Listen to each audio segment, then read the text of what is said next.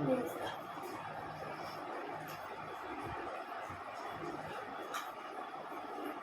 নম্বর 6 বলছে সমান ক্ষেত্রফল বিশিষ্ট দুটি আয়তাকার জমির প্রথমটির দৈর্ঘ্য 28 মিটার এবং পরিসীমা 104 মিটার, দ্বিতীয়টির প্রস্থ 21 মিটার, প্রত্যেকটি জমির ক্ষেত্রফল কত ও দ্বিতীয় জমিটির পরিসীমা বের করতে হবে।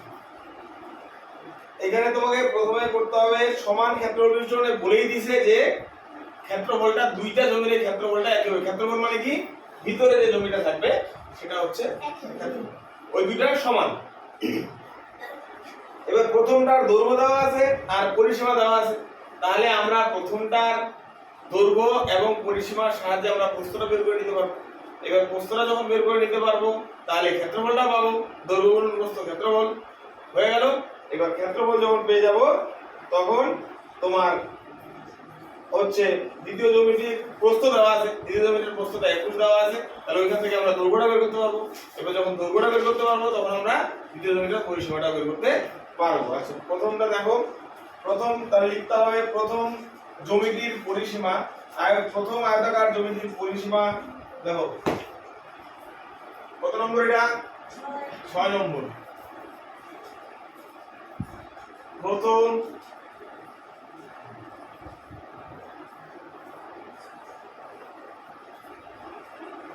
আয়তাকার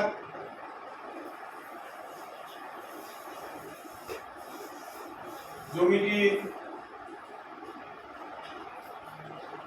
পরিসীমা কত, পরিসীমা কত, পরিসীমা হচ্ছে 104 মিটার।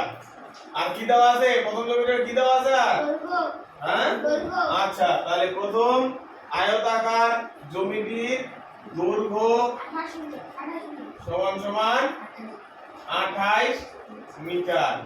এবার এখান থেকে আমরা কি বের করব, আমরা এখান থেকে বের করব প্রথম জমিটার প্রস্থ। প্রথম জমিটার প্রস্থ যদি আমরা বের করতে যাই তাহলে প্রথম আমাদের কি করতে হবে, তাহলে 2 ইনটু দৈর্ঘ্য যোগ প্রস্থ সমান সমান কত হবে 104। এবার ওই সেম নিয়ম আগেরটা, দৈর্ঘ্য যোগ প্রস্থ সমান সমান এই দুইটা যে এখানে গুণাকারে আছে এই দুইটা ওইদিকে চলে গেলে কি হবে, ভাগ হয়ে যাবে। তার মানে 2 দিয়ে যদি আমি কাটি তাহলে হবে 5 আর 2 সমান সমান 52 নাকি। এবার দৈর্ঘ্যটা দেওয়া আছে, দৈর্ঘ্য দেওয়া আছে